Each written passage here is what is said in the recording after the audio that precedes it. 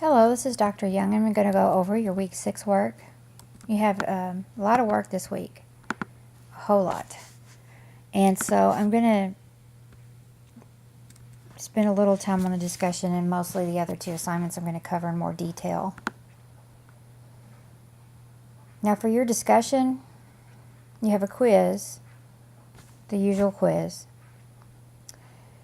For your discussion, you're going to read the article, and then you're going to talk about what type of organization you like to work for.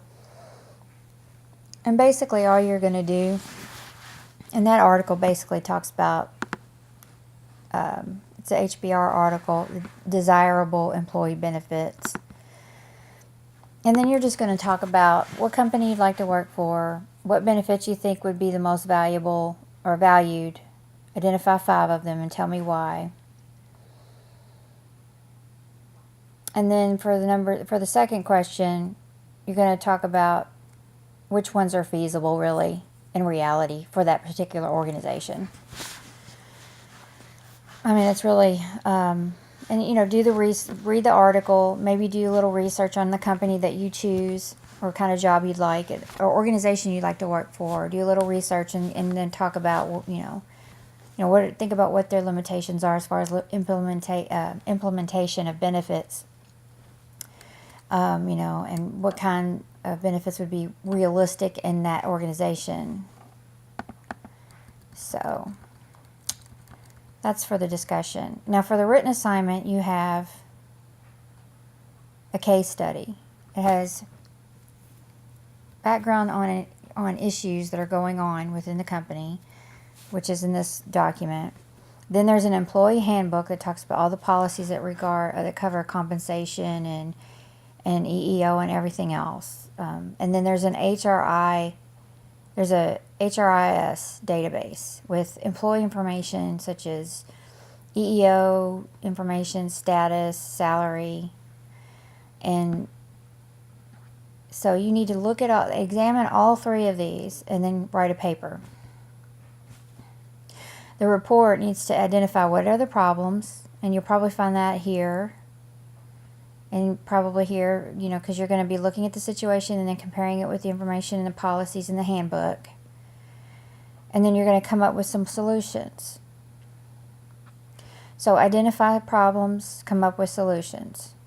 Then part of the solutions are going to involve pay grades, because that's part of the problem in this case. So you have to develop that into finished pay grades and policies. You need at least 2 policies, and you need actual pay grades, changed pay grades, written in paragraph form as far as what the differences would be, what the changes would be.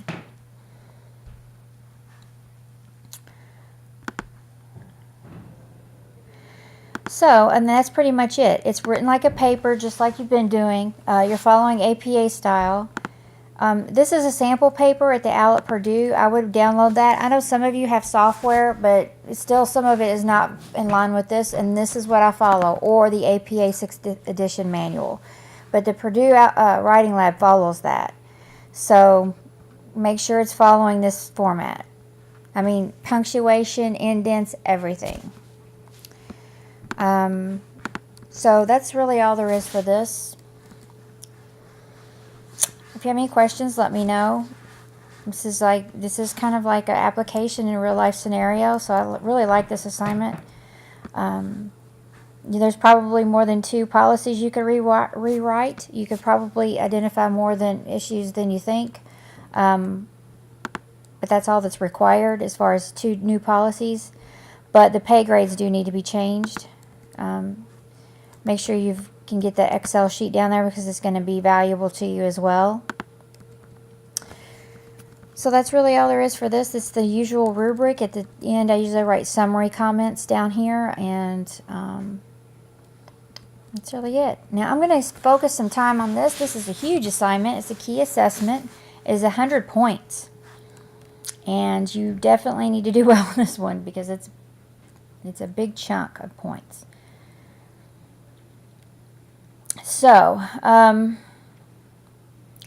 in this one, you have to, this is kind of the readings, we're talking about diversity, ethics, law. You have to put yourself in the mind of an HR director for a previous or current or future employer and think about ethical dilemmas related to HR your organization is most likely to face. Please note that you are permitted to expand upon thoughts you've already shared in previous forms. Yes, you can. And this is more of a, and I'm going to show you the rubrics down here. So in this one, it's problem recognition and ethical considerations.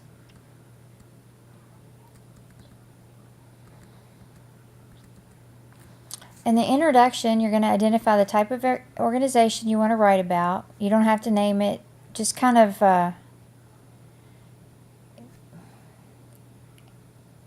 and again, it can be one you've worked for in the past, present, or one you want to work for. But if it's one you want to work for, you got to look up this information and see what you can find as far as the, you know, kind of the industry, approximate size, etc. That shouldn't be too hard to find. But if you already know or work, you know, or you might need to research information on one you worked for in the past, then that's fine too. Okay, so ethical dilemma identification. You need to identify and discuss common ethical dilemmas the organization's employees are likely to face regarding the following areas. What I would do is probably have subtitles for this part of the paper. Employment law, staffing management, performance management, employee development, and total rewards. You need to have 2 dilemmas for each category. And each category should be its own paragraph, with the exception of the employee law section. Avoid discussing compliance with laws as an actual...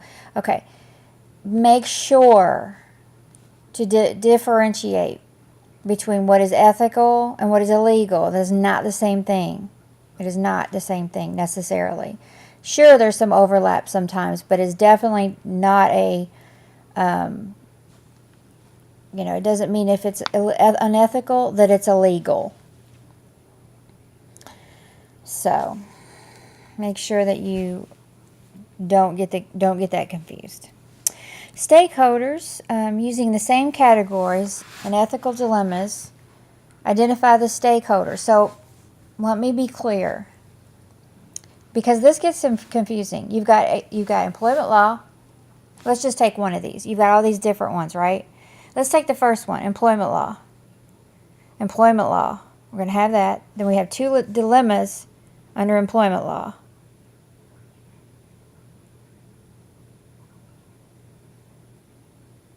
I mean, where's that? Receive 2 dilemmas. Compliance. Yeah, we don't want to. Okay, so let's staffing management, because we don't want to get confused with our ethical dilemmas in our law, illegal issues.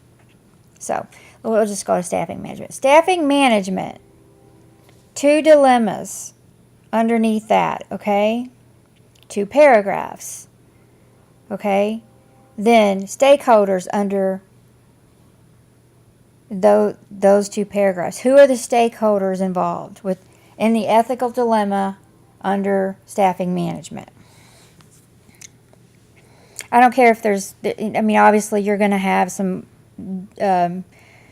duplication here. It's fine. I don't care.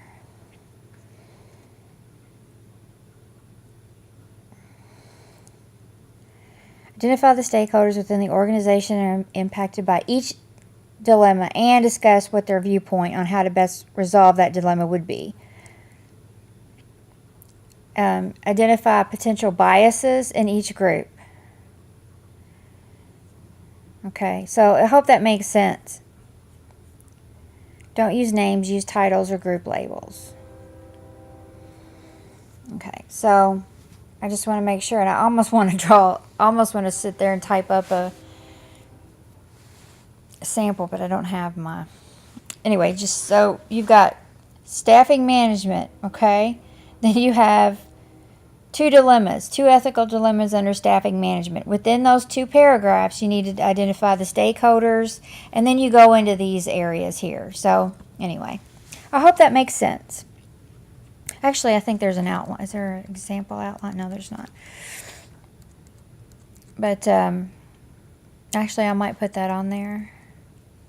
It might be a good idea to put a sample outline there. Okay.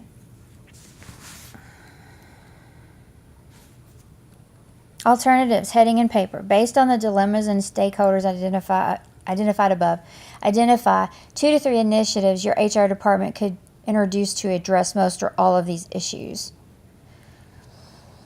Discuss each initiative and discuss the impact such an initiative is likely to have on impacted stakeholders. Make sure you've identified the stakeholders you're discussing. Yes, of course, that's just kind of common sense. So make sure that, and I don't really, at that point, you're doing this part, and then you can just go ahead and talk about 2 or 3 initiatives, and they could address all of them. It may or may not, but, or at least most of them. And then the next thing is action, which is identify the initiative from the previous section you have selected and discuss why it's the best alternative. So you're choosing one of the initiatives. So, you're brainstorming for initiatives here for your alternative. And then you're going to pick, sorry, I have a little bit of still have a raspy voice. Then you're going to pick the best alternative.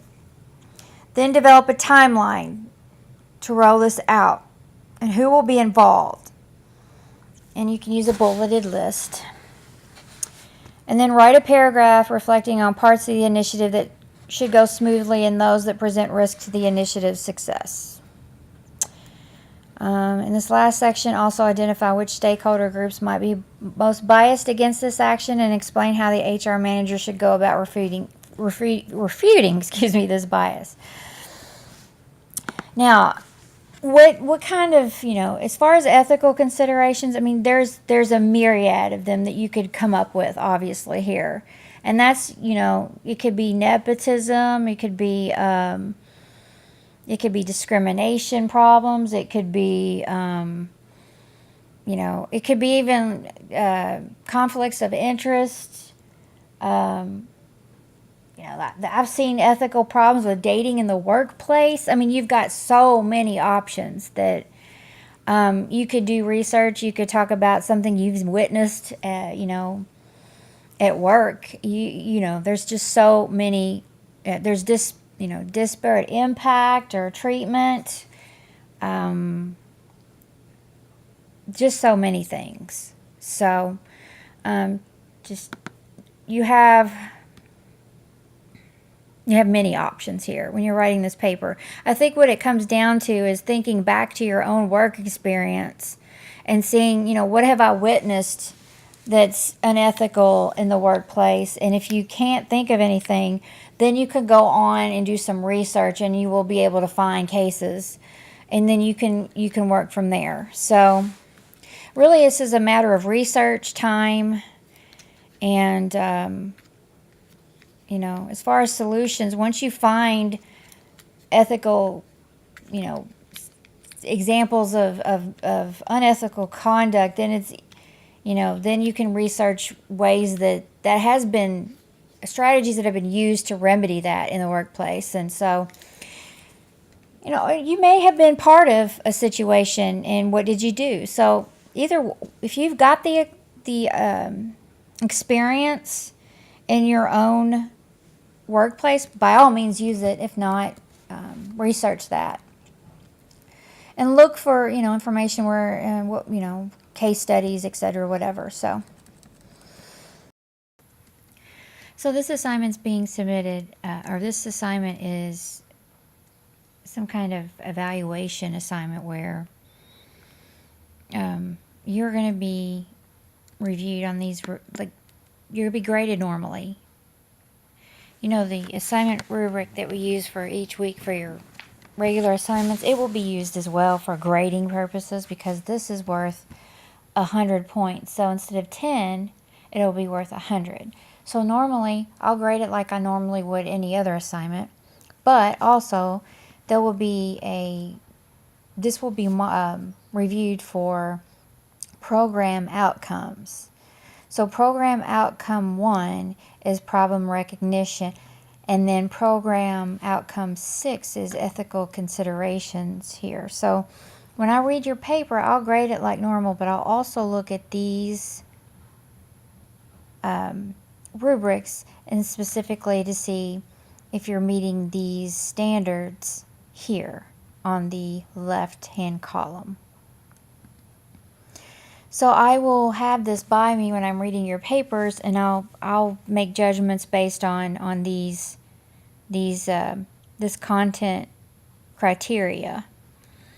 And the same thing for this one. And then I think I have to, actually, I'm not sure, I haven't done that yet, but I have to place it in some, I have to report it in some kind of, I have to actually enter the score here and come up with a score. So you have a little bit of an additional, so when you're looking at, when you're reading, I'm sorry, when you're writing your paper, look at the grading rubric, the normal one, but really also you might want to print these out and have them near you as well, so that when you're proofreading your paper, reviewing it, you can just kind of take a look at this advanced section and make sure that you're meeting this criteria for each of these. So for example, part of your assignment is identification of the dilemmas that you can in HR. So, did you do that? Did you describe it in detail? Did you gather the facts? It says ascertains exactly what must be decided. So you have to make sure that you're explaining the dilemma as far as it's a problem needs to be solved and something needs to be done about it. The stakeholders, did you identify all those stakeholders? And on and on. I mean, I know you can read these and you can kind of review your paper to see if you're meeting that. That's what I'm going to look at too. So I just wanted to give you, just let you know that I'm looking at that too, that this is an assignment that is being reviewed to make sure that you're meeting the overall program outcomes, not just this class or this week. It's a higher, it's a very important assignment in determining whether you are, I guess, gaining the knowledge that you need in this class to move on into the program. So, and this is like, they monitor this. I'm sure there's a assignment like this in every class. I mean, similar as far as they're going to take a look at, the big picture when they're looking at your overall program performance. This is one of those kind of, assignments to determine if, you are learning and the outcome and you are meeting that requirement. So this is kind of important. It's pretty important as far as, as you progress through your program, because a lot of the knowledge builds on previous knowledge. So you want to make sure you're meeting these course outcomes, because then you might get lost later and have a little bit more trouble when you have to backtrack and kind of review what you already learned. Just adds more work, especially at the graduate level, when things can compound and just really accumulate quickly. All the information, the reading you have to do, the writing, and it's just, even more, pressure. So just, if you have any trouble at this point, if I grade this and there's some issues, we might want to talk about them, or, discuss maybe where, if you can, discuss where your weaknesses are. We can discuss where your strengths are. Maybe we can, work on that before your next course. But I don't really foresee that. I think this is a strong class overall. I mean, you know what you're doing. I really don't. I think this is I really haven't had, everyone's doing well. So, but, no one's perfect. We all have strengths and weaknesses, like I said, and some things we might be better at than others. So that's just normal. But I will be using these, so just please take a look at them. Don't ignore them because it's going to help inform your paper while you're writing it. So if I were you, I'd print them out or just have them next where I can see them while I'm writing. So that's really it. Any questions or concerns, let me know and I'll be happy to assist you. Have a great week.